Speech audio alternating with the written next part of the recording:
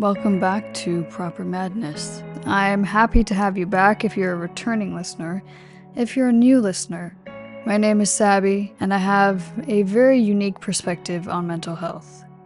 I believe wholeheartedly that we can turn anything that we have been through and alchemize it into bettering ourselves mentally, emotionally, and spiritually. It helps you feel less alone, to know and understand that the way out is always through the eye of the storm. Grab a cup of tea. If you're not a tea drinker, grab your coffee, and let's sit down and tune into ourselves so that we can learn to connect to other people. We never know the weight of our words and how they might help someone.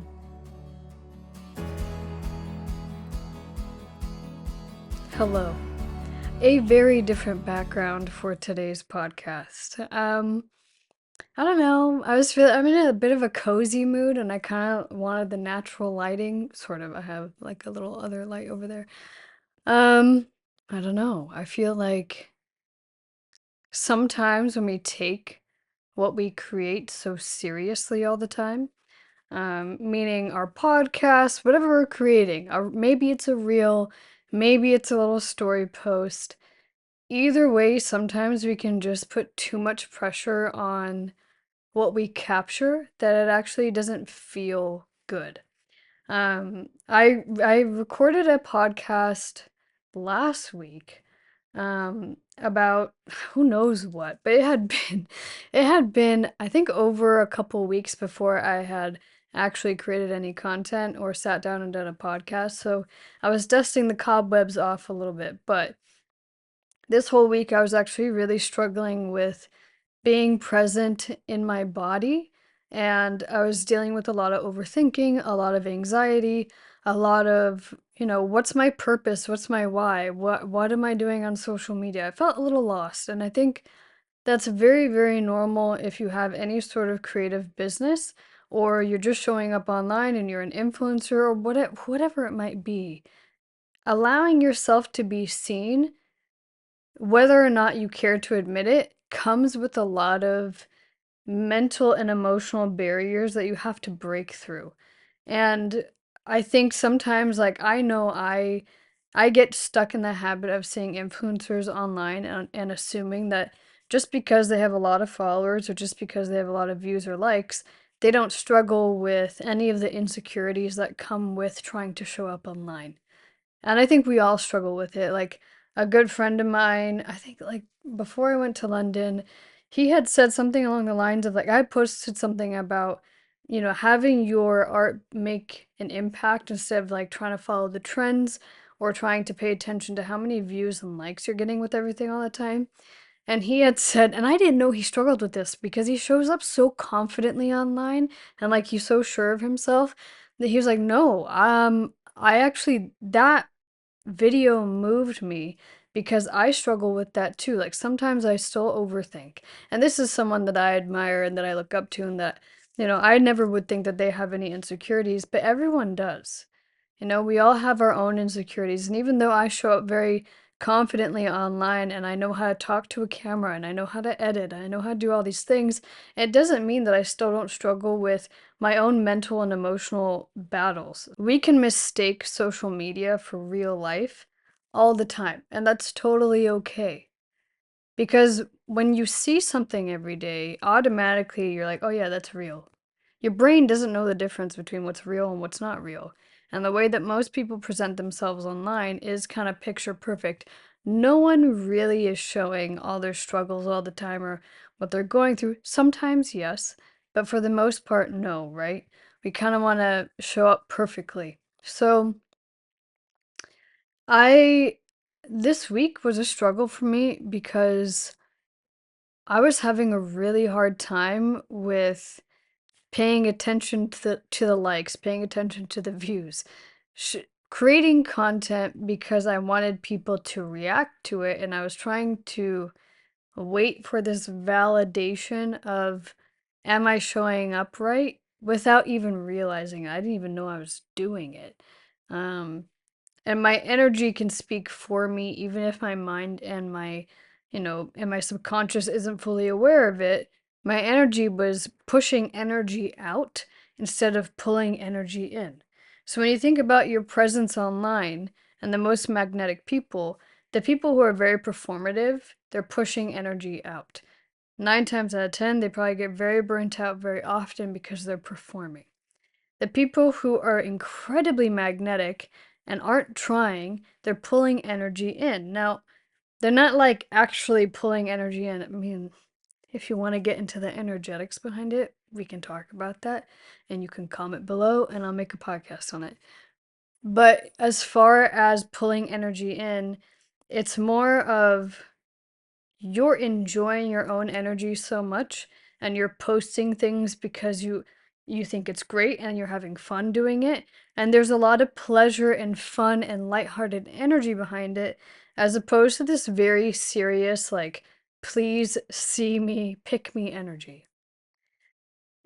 And we all fall into both sometimes without even knowing it. So give yourself some grace, give yourself some compassion, but also know when to hold yourself accountable.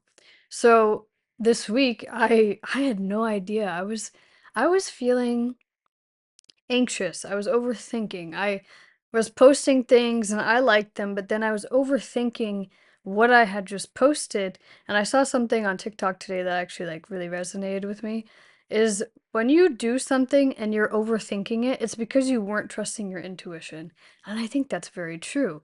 Because when you trust your intuition, you're not really overthinking, oh my God, did I just do the right thing? You do it, and yes, you have like this small moment where you're like, oh, okay, this feels uncomfortable because I don't know how this is gonna land, but that's okay. Intuition is just a very strong self-trust and a self-knowing, and you're not letting other people dictate how you move and what you say and what you do, more or less. So, the feeling of intuition. So, this week, I was very performative. I was posting videos. Some of them were going viral on TikTok, sort of, viral for me. It's like freaking 800, 1,000 views. Whereas before I went to London, I got a notification on my YouTube that I got like 30,000 views. And it's interesting. Once I saw that number and I saw like the traction, I automatically got attached to, okay, well, how can I get more? I automatically was like, okay, well, now I need to perform more because more people are seeing me. When the reality is, the reason why I was gaining all that traction to begin with is because I wasn't so attached to the validation. So when I was attached to the validation, the way I showed up was kind of staggering a little bit in and out of performance and presence. So, because I kind of have that energy down to a bit of a science now, it doesn't mean I still won't fall back into old habits sometimes. It doesn't mean that sometimes I am going to be a little performative. Sometimes I am going to show up in a way that's not really truly who I am because I'm a human being and I'm still trying to figure this out, like give yourself grace for falling backwards because every time you fall backwards, it's an opportunity for you to learn, refine, grow, and move forward. So instead of beating yourself up, instead of putting yourself down, instead of trying to be so harsh and so critical on the mistakes that you've made, that's just only going to control you further instead of allowing yourself to be free, to expand, to be in more of an energy of pleasure and play. Now, not always can we be in an energy of pleasure and play because shit happens in life, right? Things are going to happen that don't go our way. Things are going to happen that make us feel uncomfortable, that make us feel sad, that make us feel angry, upset, and disappointed. Feel those feelings, experience them, but how can you find pleasure even in those moments that make you really, really, really uncomfortable? Now, you know what's kind of funny? I have my little Shibari bear here. Look at this. Isn't this cute? I My best friend gave this to me when I went to go see her in Asheville, and she was like, "I got you something." I was like, "What do you mean you got me something?" She goes, "I got you a Shibari bear." People mistake, I think, kink and sexuality, Shibari, for someone who just is like really like has like a kink with BDSM. Okay. The reason, and I don't talk about this a lot, but the reason why Shibari was something that helped me a lot is because there were so many moments, and there are so many moments that when that happens, there are uncomfortable, painful moments. But it teaches you how to lean into those things and how to find pleasure even in the most painful and uncomfortable moments. I'll give you an example, and I don't know if I've talked about this, so if I'm repeating myself a little bit, I'm sorry. Um, when I experienced Shibari for the first time, there was a moment where, and her name's Jackie, I love her to pieces. We're like really good friends now. There was a moment where she put rope literally in between my toes, and I was like, this is the most uncomfortable feeling on the planet, and I think I might lose it. And so I was counting down the moments of when she was going to like get the friggin' rope out from in between my toes. And I was so hyper focused on that feeling that it made me mentally try to become more comfortable with being uncomfortable, because the reality is I have no control over when she's going to release my toe. I have no control over what she's going to do. I can't predict it. And if you're used to control and if you're used to predicting things and you're used to feeling comfortable all the time, those moments of uncomfortability, is that a word? And uncomfortable feelings are going to aggravate the crap out of you. But if you can find a way to kind of laugh about it or find pleasure in it, and I'm not saying dismiss your feelings, I'm not saying in the most traumatic instances of death or grief or whatever it might be, that you laugh it off. I'm saying once you've dealt with that situation and the emotions, find a way to find pleasure through it afterwards of how you can alchemize it and transmute it. You've listened to my podcast about alchemy and transmutation. If you don't know what that is, go listen to it.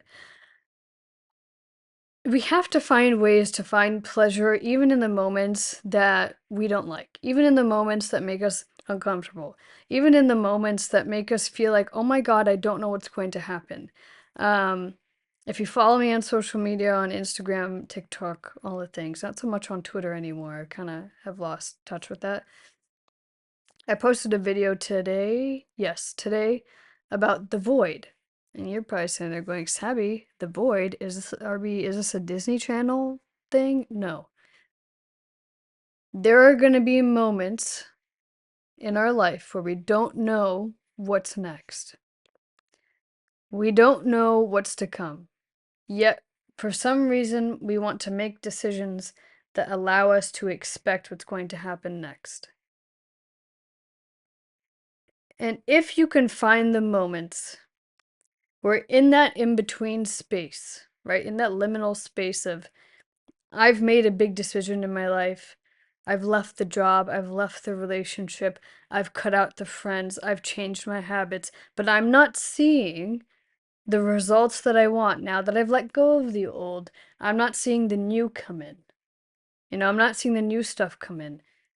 That liminal space of things not showing up, the results not showing up, is something you need to learn to be very comfortable with because it teaches you to surrender to the unknown. When I was overcoming PTSD and really bad depression and a lot of addiction, when I first started to get help, when I first started making better decisions in my health, better decisions in my habits, better decisions just daily, I was never focused on, okay, well, it's been one day of me going to the gym in the morning and doing my breath work, my meditation. How come I don't feel better? Because any sort of healing, any sort of growth takes time. And those things, those habits compound over time. So it's the same with anything else, with manifestation, with whatever you want to call it. When your life is changing and you are changing, you cannot expect the growth to happen overnight. You cannot expect the seed that you have planted for whatever the purpose is to sprout in 2 seconds, because that's not how the law of nature works. You plant the seed, you nourish it, you watch over it, you give it sunshine, but you don't sit there and wait for it to grow. You allow it to do what it needs to do, and you trust it's going to grow. The same happens with you. You have to trust that you're going to grow. You have to trust that the decisions that you make, the knowing, the trusting your intuition, the manifestation is all going to happen when it's meant to happen. There's a lot in the manifestation and law of attraction world and physics and quantum leaping and all the things where people are like, oh, time doesn't exist. Time can happen now. Yes. But there's also something called divine timing and divine the divine and fate, whatever you want to call it, whatever you believe in, has a plan for us of when things are supposed to happen. I used to get so frustrated that I would manifest and call in certain things and they wouldn't happen right away because I was basing the assumption of, well, if time doesn't exist, then it should happen now. Yes, but are you the person who is ready to hold that? Have you grown into the person you need to become in order for that to come into your life? Yes, if you always assume that your growth, that what you want, anything outside of you that you want to call in, if you always assume it's not here, well, it won't be there because you're still going to be acting as if it's not there. But if you keep acting as if it's here, if you keep healing, if you keep growing, if you keep becoming the person that you know you are meant to be, that has that life, eventually it's just going to show up. It's even with mental health.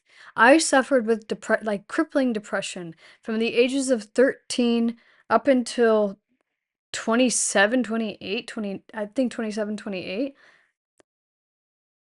And I was always acting as if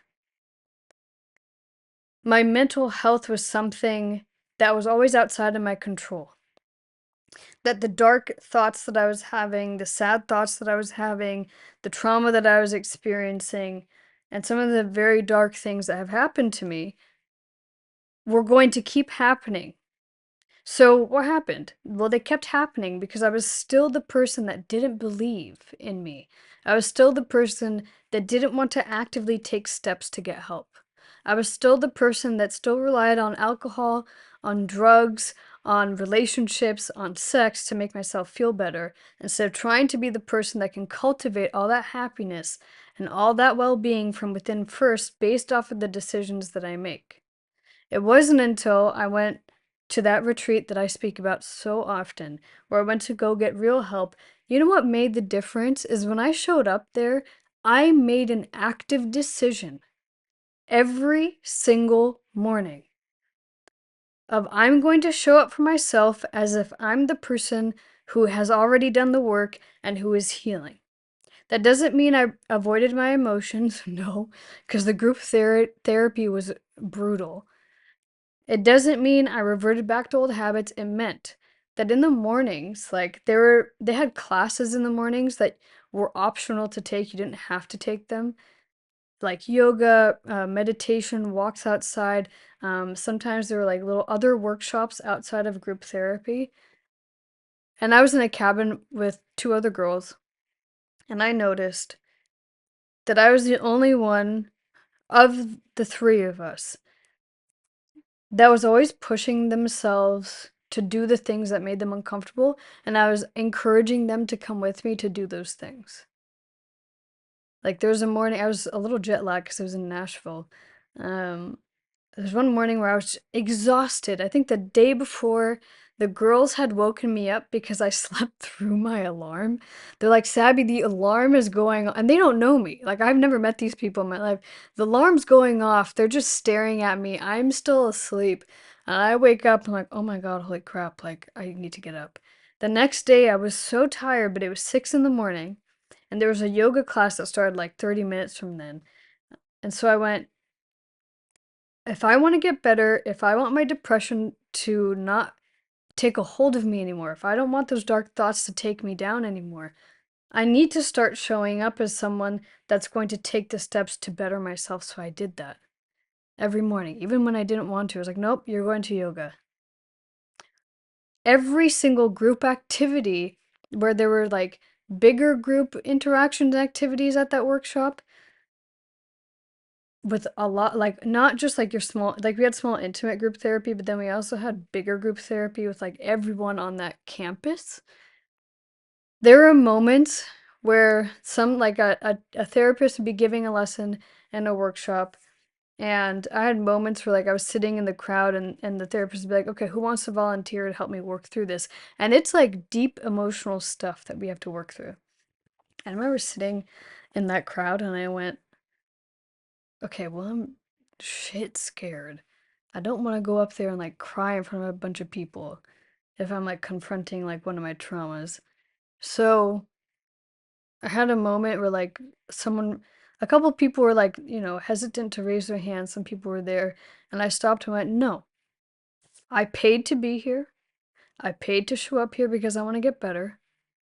I have to do the uncomfortable thing, and the uncomfortable thing would be me doing this in front of strangers, like 50 strangers. And so I raised my hand and I showed up. I didn't have to do that. I could have stayed in the crowd. I could have hid. And if I did that, if I didn't try to consciously make the best of every single moment of that retreat, I wouldn't be sitting in front of you today.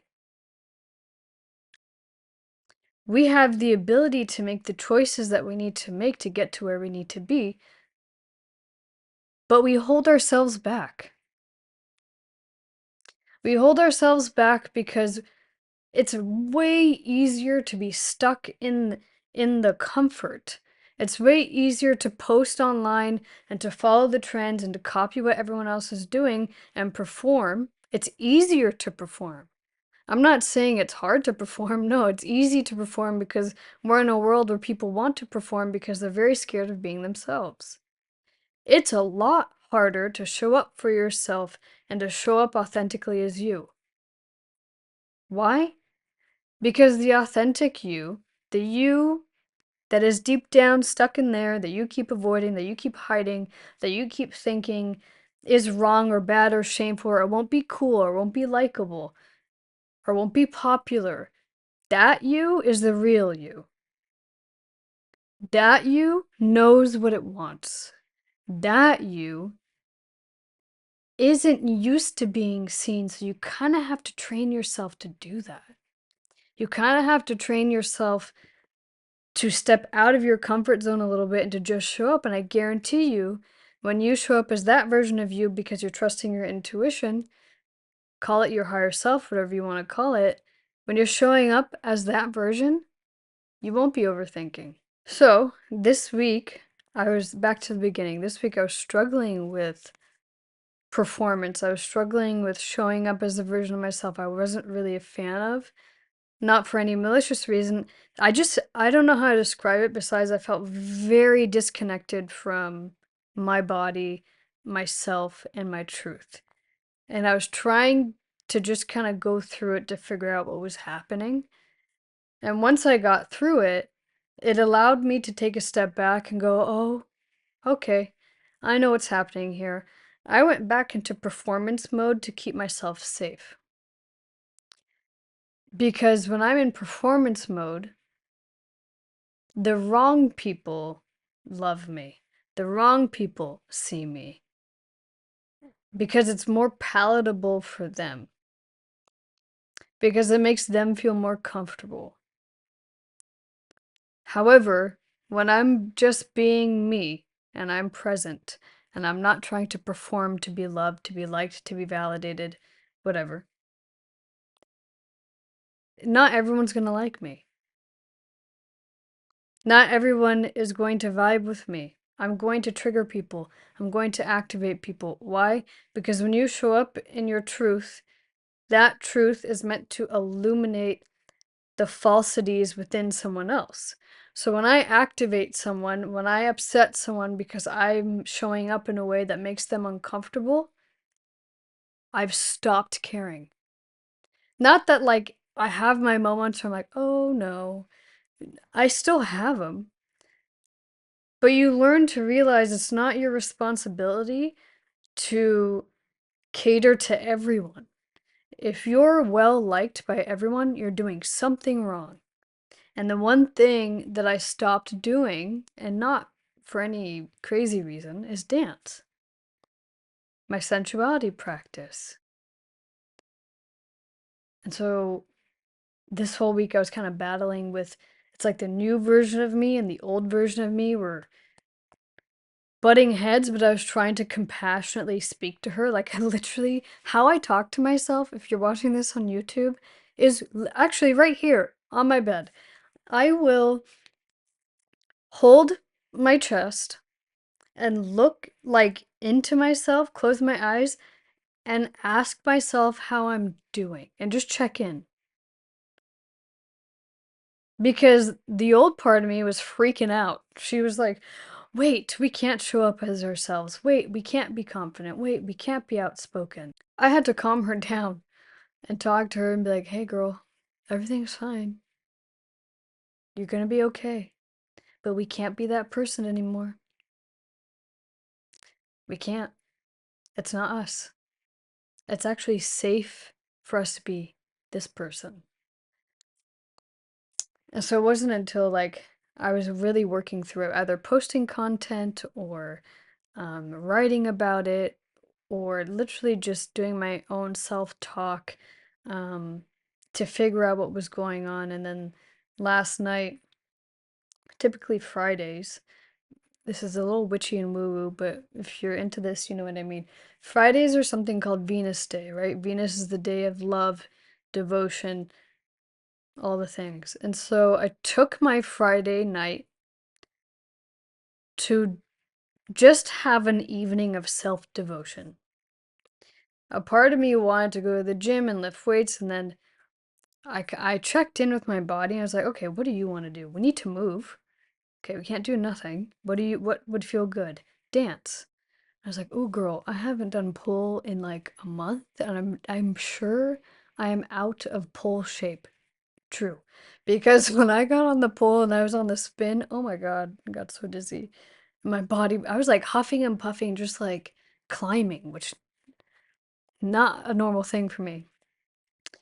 Um, and I felt so much better just getting into my body and doing the things that I know I love, doing the things that I know make me feel good, and just slowing down.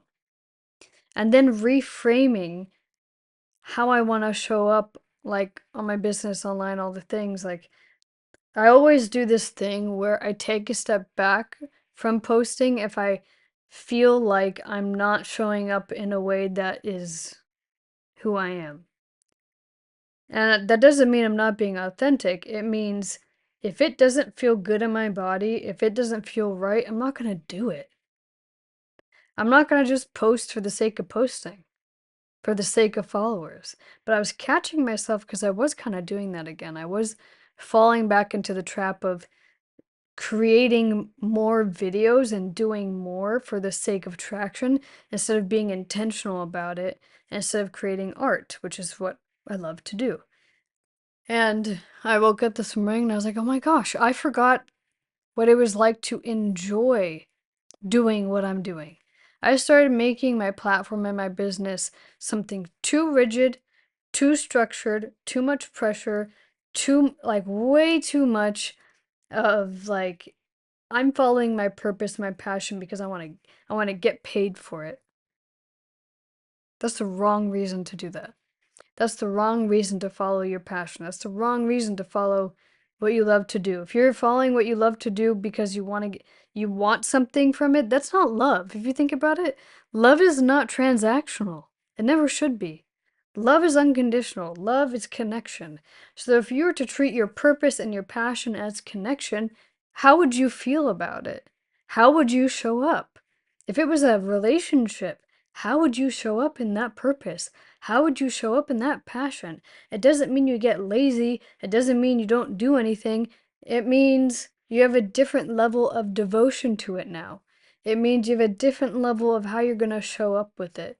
And so that's kind of the epiphany I had this morning as I stopped and went, what would feel fun for me to do? Oh, create a podcast, actually. I love sitting down and doing this and talking and sharing what I'm going through because I do want it to help someone else. But we will always sometimes get lost in the sauce of like fame, fortune, money. No. Come back to your why. Come back to what makes you you. Come back to who you are, what you love to do, and why you love to do it. If your why of why you love to do something is because it makes you a ton of money, you might want to rethink that why. It's a very materialistic way to think about that. So, that's my podcast for you today.